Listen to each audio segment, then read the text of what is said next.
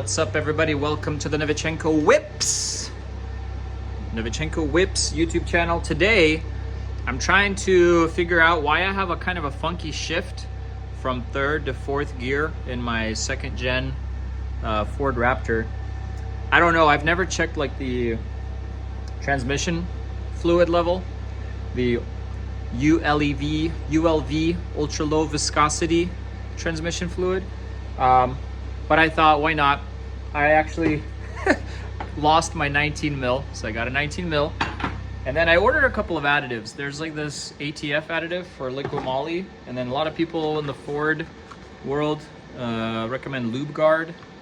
Let me know if you had experience with those and if they can help reduce any kind of slippage. And it only does it from third to fourth when the trans is cold. When the truck warms up, it stops doing that.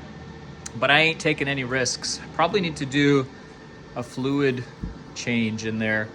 I hear a lot of interesting things from the Ford forums, like I'm at 30K and the transmission starts doing this. What in the world, Ford? Ford quality so far with a lot of my experiences on these newer vehicles. The engine's been pretty good, thankfully. Trans has been holding up perfectly fine. Sometimes a hard shift every now and then.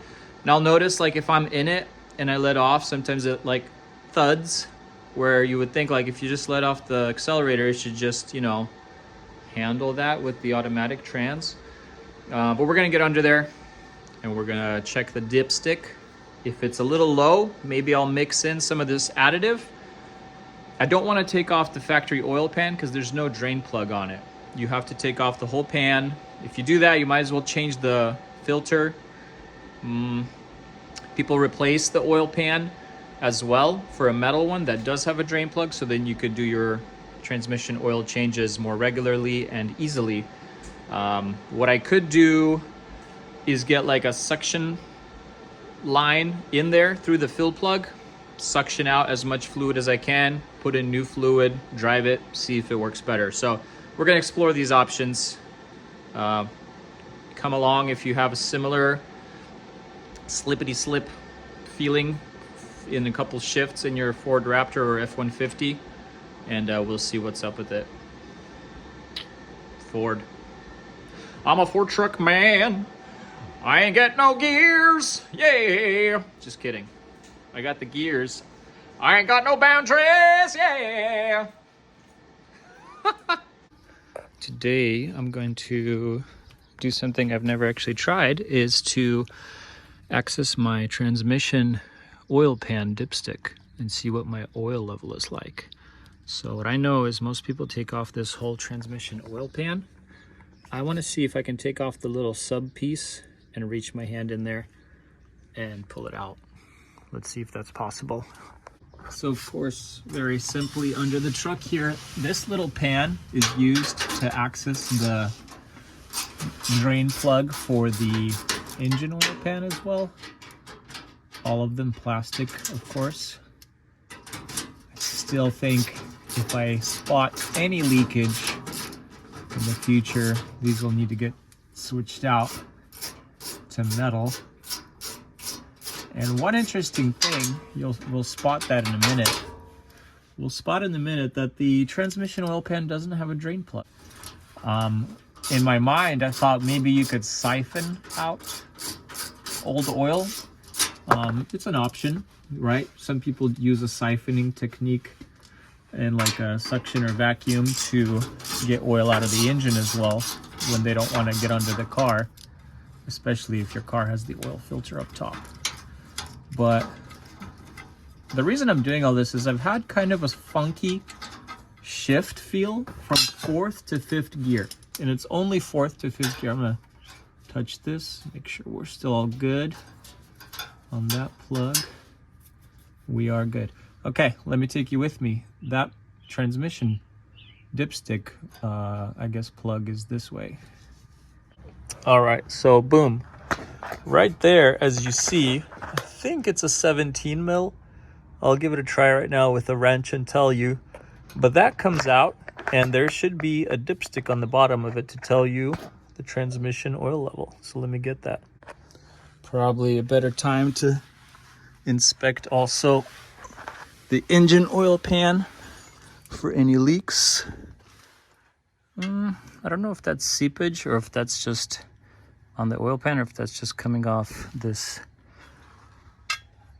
seal that's I guess very prone to leaking, as I read on the forums for all the F-150s and Ford Raptors for the front diff. Okay, so here's our transmission oil pan. It's so funny that it's plastic. Not funny, but whatever. Okay, now we have free access to our dipstick. Let me make sure my cardboard is under here so that if I drip, trying to be careful with the dipstick. I mean, the fluid is not a bad color, and I can see that we're like right in the middle of this A section. So there's the bottom one's a B and A right here. And I can see it. It's right in the middle, if you can see the glistening. So maybe I'll clean it off and dip it again. And the fluid's not dark. It's still fairly light, which is a good thing. Let's dip it in there again, see what we get. Trying to be careful not to contaminate anything.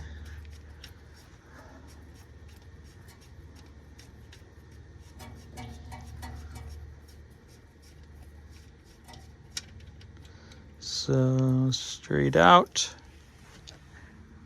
I mean, I'm sure it's got all the fluid it needs. Again, only 30K miles. I'll wipe it off and dip it again. Give me a second.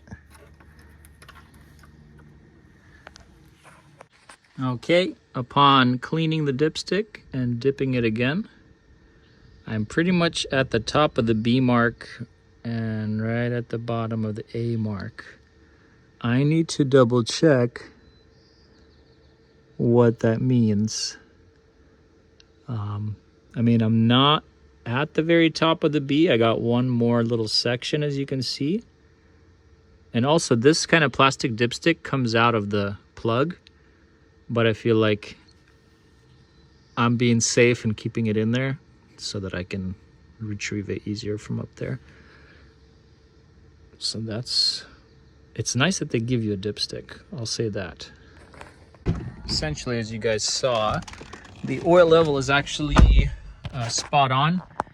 I'm gonna paste in a screenshot of depicting where the oil level needs to be on these 10R transmissions on the EcoBoost Raptors.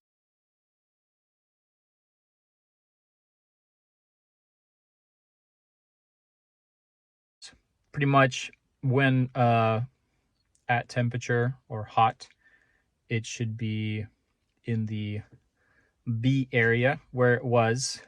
And honestly, my transmission was not fully heated up, so not being at the top of the B section is okay. Anyway, there's one more thing that I want to try, and it's right here with my access port and cob tuner. Laser. The cob tuner came, well, I purchased it with both a off-the-shelf tune as well as off-the-shelf tunes for the transmission. From factory, the transmission's really luggy. Tries to have or hold the highest gear possible at all times, and the little V6 doesn't have enough torque down there to just feel like it's doing well. And so I have the OEM Plus transmission tune. I like it a lot. And maybe sometimes, right, you just need to do like a TCM reset. So we're gonna go to the tunes, change the TCM map, OEM Plus, Sport. Just gonna flash the OEM Plus in there. Make sure your battery's nice and charged. It doesn't take extremely long to flash the TCM Tune, but once you flash it, I'll drive it around a bit, and I'll let you guys know if this helps improve the feel of the shifts. Sometimes right after a flash, it's known that people say, you know, it has to do a little bit of learning. But let's see if it does okay after this. I'll keep you updated. See if we can get you guys some blow-off valve. Crack the Indiana Jones whip.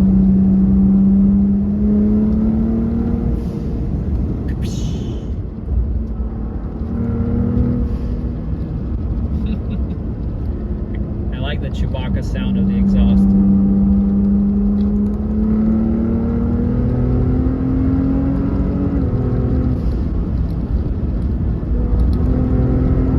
Overall, the truck is quite torquey.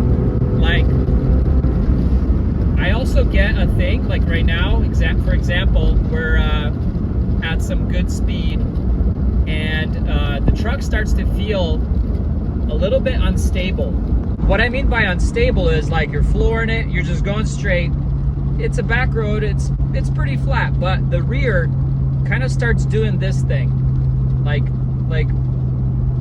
and I understand there's no sway bar in the back. There's just leaf springs with the add-a-leaf for my truck, which has stiffened up the back. But still, it's kind of like, you're like, it's supposed to stay flat, you know, especially at speed. And so a lot of people either do a sway bar, that probably takes away from some off-road articulation, or because my truck still has kind of this rake, I want to kind of level it out further, maybe with lifting the rear ever so slightly. So there's the Road Active Suspension, RAS type kit that they sell. It helps with stability, so like sway bar-ish type effect, helping with the stability.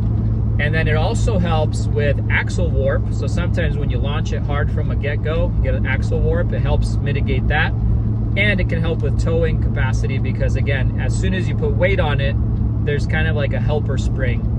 Let me know if you've ever used the RAS. I've been thinking of buying it and putting it on the truck, and I'll definitely do a video installing it. So thanks again, appreciate it.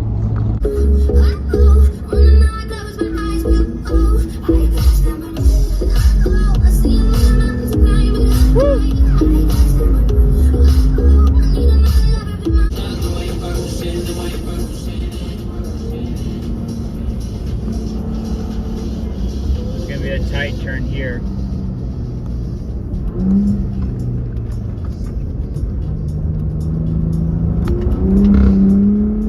Got a little brap.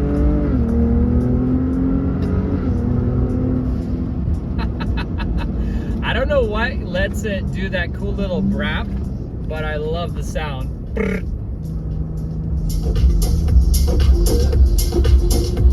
Got a little breeze.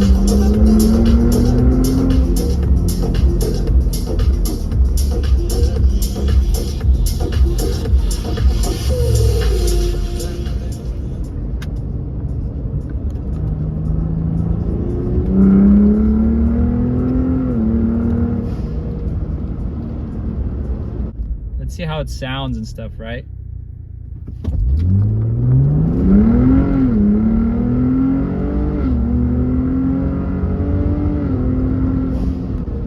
Yeah, just more throttle response, honestly, in sport mode.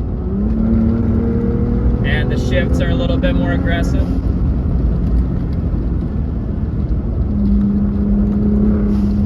There's a lot of confidence though, even though I feel every single bump and it's kind of tossing me around, the truck feels pretty happy in these turns, which I'm grateful for. Stock suspension, it didn't feel this planted. The eye-box springs in the front really help, as well as the add-a-leaf in the back, as I mentioned. I'm trying to see if I can get it to do that cool brap effect. So I just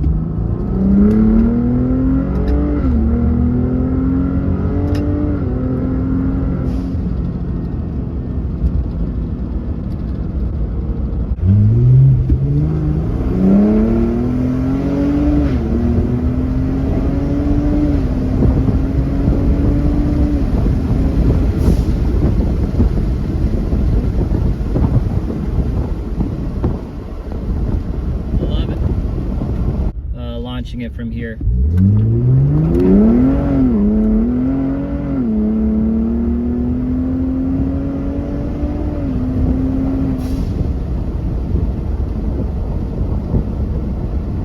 thought maybe some people in the Raptor community could give some recommendations, I guess, overall for long-term care. Do you guys change your transmission oil every, I don't know, 30K miles? It seems a little short in terms of intervals for a fluid that they say is lifetime, but I know it's not. And of course, it's a sporty truck, so I'm sure everybody drives them pretty hard. But let me know. I love the truck. I wanted to live on and prosper, so to speak. I do plan to push more power soon in the near future, right? So I'm on a Cobb Stage 2 and the Cobb OEM Plus map, which I really like. You know, it does what I need for now. But I was thinking eventually, right, when I maybe get bored of it, I would go to either a more like E50 blend tune on all the stock fueling components, or upgrade them and try like a full E85. I know this truck would probably be way quicker.